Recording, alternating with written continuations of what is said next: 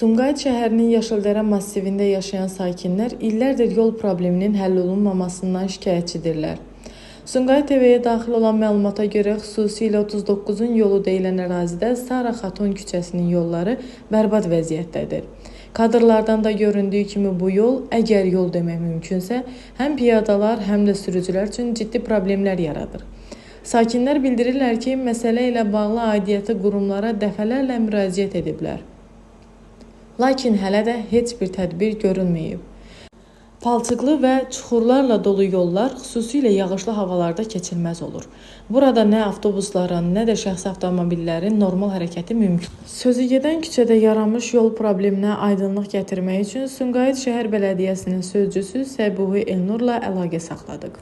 Yaşıldərə Sarı Xatun küçəsi və Qurd dərəsində 9-cu dayanacaq deyilən ərazidəki yolsuzluq problemi ilə bağlı məlumatlıyıq. Həmin və asfaltlamaya ehtiyacı olan digər küçələrin mərhələli şəkildə asfaltlanması nəzərdə tutulub. Hər halda Sumqayıt TV olaraq məsələyə işıq tutduq.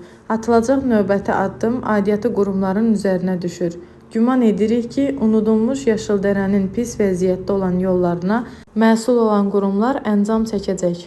Sumqayıtla bağlı xəbərlərdən anında məlumatlı olmaq istəyirsinizsə, kanalımıza abunə olub bildiriş butonlarını aça bilərsiniz.